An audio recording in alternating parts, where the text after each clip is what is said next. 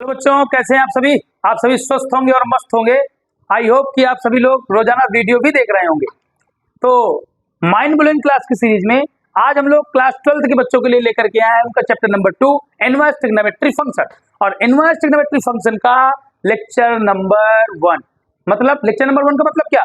Lecture number 1 का मतलब ये कि किसी भी चैप्टर की बेसिक जरूरत, बेसिक नीड इसी चैप्टर में हम क्लियर करने वाले हैं। तो प्यारे बच्चों, आप सभी लोग कॉपी पेन लेकर के बैठे और नोट्स जरूर बनाइए, क्योंकि रिवीजन का सबसे अच्छा तरीका मात्र नोट्स है। तो इस चैप्टर को स्टार्ट करने से पहले हम कुछ पहले ग्राफ स्टडी करेंगे और ग्राफ स्टडी करके ही हम इसको ध्यान से पढ़ेंगे। पहले देखिए, मैं आज चैप्टर को शुरू करने से पहले सबसे पहले एक ग्राफ की स्टडी करूंगा, जिसमें मैंने लिया कि एफ ऑफ एक्स बराबर एक फंक्शन है साइन एक्स। गौर करेंगे बच्चों, साइन एक्स देखिएगा, साइन एक्स मतलब इसको मैं ये भी कह सकता हूं कि y बराबर साइन एक्स।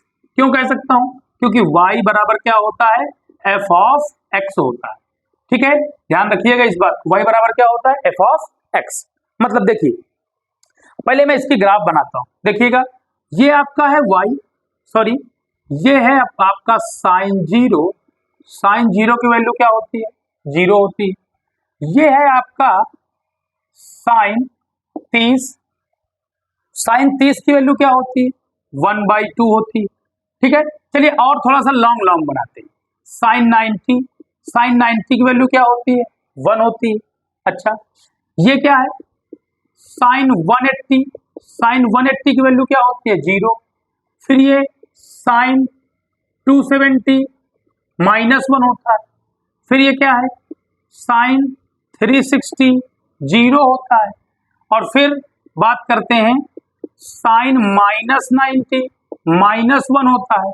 और फिर बात करते हैं साइन -180, तो माइनस बाहर निकाल लो, 0 मतलब कितना आ जाएगा? 0 आ जाएगा। ये तो बेसिक बात है, हम सभी को क्लास 10th से पता रहती है। ठीक है, हम इसका पहले ग्राफ ड्रा करेंगे और फिर समझेंगे कि इनवर्स ट्रिग्नोमेट्री क्या होती है। अगर हम by the help of graph study करेंगे तो प्यारे बच्चों इसको बहुत अच्छे से समझ पाएंगे। देखिएगा, मैं कहना चाहता हूं कि अगर हम साइन का ग्राफ बनाए, देखिए ये सारी वैल्यूज मैंने लिख दी है कि उसमें डिग्री पैमाने पे लिख दिया है, अंश पैमाने पे लिख दिया है। मैं यहां पर जो यहां लिखने जा रहा हूं रेडियन में लिखने जा रहा हूं। देखो, 0 तो 0 है, और ये आपका π/2 है, पाई है, 3π/2 है, और ये 2π मतलब 90, 180, 270, 360। इधर आ जाओ, -π/2 है, -π, ये है +1 और ये है -1।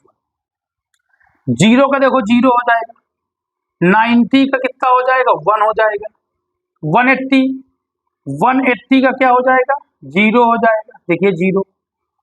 270 का क्या हो जाएगा? -1 हो जाएगा। 360 का देखिए क्या हो जाएगा? 0 हो जाएगा। -90 का -1 हो जाएगा। -180 का 0 हो जाएगा। तो यहां से ये कहीं ना कहीं साइन का ग्राफ ऐसे बना। तो प्यारे बच्चों याद रखना, ये हमारा साइन का ग्राफ है। और कहीं ना कहीं जो हमने ग्राफ बनाया है ना, देखिए ये हमारा जो है ना कि एफ सच दैट, ध्यान से सुनिएगा, r tends to r, f such that r tends, function जो डिफाइन है ना, रियल नंबर से रियल नंबर में डिफाइन है। और क्या है फंक्शन? एफ ऑफ एक्स बराबर केवल क्या बताया गया है? Sine x. इस पर ये फंक्शन का ग्राफ आपके सामने बना हुआ है। तो ये तो रहा टीएफ। टीएफ मतलब ट्रिग्नोमेट्रिक फंक्शन, त्रिकोणमितीय फलन। बच्चों हमें पढ़ना है प्रतिलोम त्रिकोणमितीय फलन। प्रतिलोम त्रिकोणमितीय फलन की जो डेफिनेशन होती है वो ये होती है कि इनवर्स ट्रिग्नोमेट्रिक या inverse trigonometric function exist only for only for bijective function. इस पर bijective function, inverse trigonometric function exist only for bijective function. Bijective function को ध्यान से समझ लिया जाए, बाइजेक्टिव फंक्शन को ध्यान से समझ लिया जाए। बाइजेक्टिव फंक्शन क्या होता है? ऐसा फंक्शन जो 1 भी हो, 1 भी हो और ऑन टू भी हो। ऐसा फंक्शन जो 1 भी हो और ऑन टू भी हो, मतलब एकाएकी भी हो और आच्छादी भी।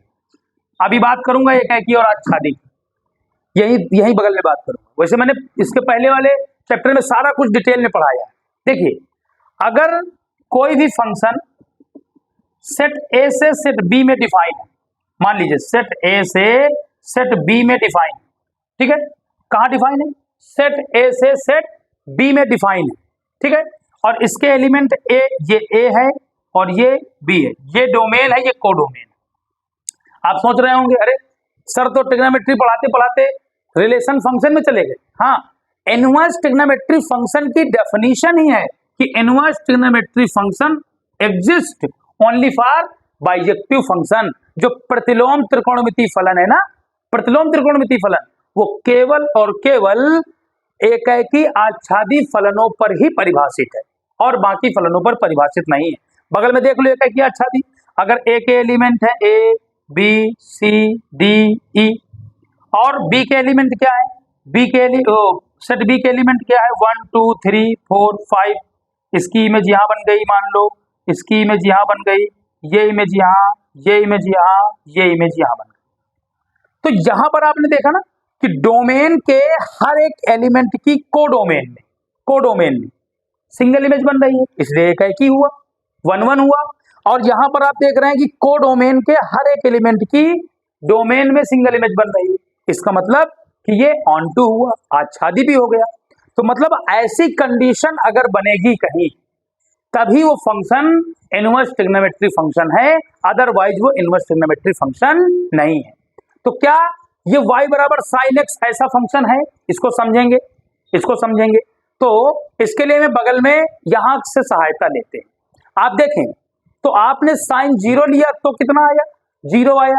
और आपने साइन 180 लिया माइनस का तो 0 आया, 360 लिया तो 0 आया, 180 लिया तो 0 आया। मीन्स कहने का मतलब ये है, अगर हम यहाँ पर इसको मैं हटा दे रहा हूं और इसको याद रखना है, क्या याद रखना है कि inverse trigonometry function exist only for bijective function.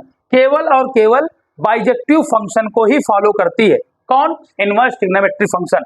Inverse trigonometry function का मतलब क्या है? केवल कहां परिभाषित है? बाइजेक्टिव फंक्शन फलनों के लिए ही परिभाषित होगी कि ये जो ट्रिग्नोमेट्रिक रेशियोज हैं और भी तमाम, ये नहीं कि खाली ट्रिग्नोमेट्री। यहाँ हमारे क्लास 12th के सिलेबस में प्रतिलोम त्रिकोणमितीय फलन है, तो इसलिए हम केवल त्रिकोणमितीय फलनों का ही अध्ययन करेंगे, ठीक ना। तो जो इनवर्स फंक्शन होते हैं, जो इनवर्स ट्रिग्नोमेट्री फंक्शन है, exist only for bijective function. देखिएगा तो बाइजेक्टिव फंक्शन में क्या बताया? एकाएकी आच्छादी। एकाएकी क्या है? प्रांत के हर एक एलिमेंट का सह प्रांत में सिंगल इमेज बने। आच्छादी क्या है? सह प्रांत के प्रत्येक अवयव का प्रांत में प्रतिबिंब बने। तो मैं इसको हटा दे रहा हूं और पहले चेक करता हूं कि ये y बराबर साइन एक्स एकाएकी आच्छादी है कि नहीं। मैं पहले इसको चेक करता हूं। तो आप देखें, फंक्शन है हमारा f such that r tends to r, real number से रियल नंबर। देखिएगा, रियल नंबर से रियल नंबर में परिभाषित है और फंक्शन क्या है बच्चों? y बराबर साइन एक्स। ठीक, अब देखिए अगर 0 लेंगे तो वैल्यू 0 आ रही है, ठीक है, और 180 ले लेंगे, भाई रियल नंबर में तो सारी वैल्यू आ जाएंगी, तो भी वैल्यू 0 आ रही है। और 360 ले लो तो भी वैल्यू क्या आ रही है? 0 आ रही है। 180 ले लो माइनस का तो भी क्या आ रही है? 0 आ रही है। क्या ये एकाएकी है? क्या ये एकाएकी है? नहीं, ये एकाएकी नहीं है, बहु एक बन रहा है। तो इसका मतलब यार y बराबर sine x f such that r tends to r पर, मतलब f such that r tends to r पर fx बराबर साइन एक्स तो एकाएकी आच्छादी ही नहीं है, मतलब बाइजेक्टिव फंक्शन नहीं। भाई बाइजेक्टिव फंक्शन का मतलब ऐसा फंक्शन जो एकाएकी आच्छादी दोनों हो। तो यहां पर एकाएकी तो हुआ ही नहीं। अब आच्छादी चेक करने की जरूरत नहीं है, क्योंकि जब तक एकैकी आच्छादी दोनों नहीं होगा तब तक वो इनवर्स ट्रिग्नोमेट्री फंक्शन में एग्जिस्ट नहीं करता। अब देखिए एक तरीका और चेक करते हैं, एक तरीका और है, सीधा देख लेते। एक तो तरीका ये हुआ कि चेक करने का, अगर तुम एक लाइन टेस्ट कर लो, HLT कहते हैं। HLT मतलब हॉरिजॉन्टल लाइन टेस्ट, मतलब क्षैतिज रेखा परीक्षण। प्यारे बच्चों क्या कहते हैं? क्षैतिज रेखा और साथ में क्या? परीक्षण। क्षैतिज रेखा परीक्षण कर दिया जाए। देखिए आप एक क्षैतिज रेखा डाल दीजिए, चाहे यहां डाल दीजिए और चाहे यहां डाल दीजिए। अगर ये क्षैतिज रेखा ग्राफ को मोर देन 1 पॉइंट्स पे कट कर जाए, एक से ज्यादा बिंदुओं पर काट दे, तो समझ लेना कि ये फलन एकैकी आच्छादी नहीं है, मतलब बाइजेक्टिव फंक्शन नहीं है। देखिए यहां पर इस ग्राफ को इसने एक यहां पर काटा और एक यहां पर काटा, मतलब ये एकैकी आच्छादी नहीं है। तो आइए इसको अब हम एकैकी आच्छादी बनाएंगे। कैसे बनाएंगे? हम इसकी डोमेन और कोडोमेन में कुछ चेंजमेंट ला करके इसको हम एकैकी आच्छादी बना सकते हैं। देखेंगे कैसे चेंज लाएंगे, कहां का चेंज लाएंगे, इसको समझिएगा। तो कोई भी फंक्शन, हर एक फंक्शन इनवर्स ट्रिग्नोमेट्री फंक्शन नहीं होता, केवल और केवल बाइजेक्टिव फंक्शन, मतलब बाइजेक्टिव का मतलब एकैकी आच्छादी फलन ही है जो प्रतिलोम त्रिकोणमिति फलन में गिना जाएगा, त्रिकोणमिति रेशियो में। ध्यान से सुने, तो f ऑफ x बराबर क्या है? Sine x। जरा गौर से समझे इसको गौर से समझ लिया जाए तो ज्यादा बेहतर रहेगा। तो ये तुमने हॉरिजॉन्टल लाइन टेस्ट किया, जब क्षैतिज रेखा परीक्षण किया तो इस क्षैतिज रेखा ने क्या कर दिया? एक से ज्यादा बिंदुओं पर काट दिया, इसका मतलब ये एकैकी आच्छादी नहीं है। तो इसकी डोमेन और कोडोमेन में हम देखिएगा कुछ चेंजमेंट लाएंगे तो वो खुद ब खुद बन जाएगा। क्या बन जाएगा? ये बन जाएगा आपका इनवर्स ट्रिग्नोमेट्री। देखिए कैसे, अगर हम इसमें देखिएगा, इस ग्राफ इसको हम बिगाड़े दे रहे हैं और ये टेस्ट का नाम भी बिगाड़े दे रहे हैं। देखिएगा, देखिए अगर हम इसमें क्या करें, गौर से समझना है इसको। अगर हम यहां पर रखें π/2 -π/2 +1 और -1, बात को समझना है, बात को क्या करना है? समझ लेना है कि अगर हम ग्राफ साइन का, देखिए यहां पर ये वैल्यू देता है π/2 पर -π/2 है, ये -1 है +1, -π/2 पर क्या देता है? -1 +π/2 पर, और सिर्फ इतना ग्राफ बना दिया जाए, इतना ग्राफ बना दिया जाए तो आप लोग देखेंगे कि अगर अब आप हॉरिजॉन्टल लाइन टेस्ट करें तो आप देख पा रहे होंगे कि ये हॉरिजॉन्टल लाइन यहां पर काटती हैं कै जगह पर? 2 जगहों पर काट रही है, ठीक। लेकिन यहां पर कै जगह पर काट रही है?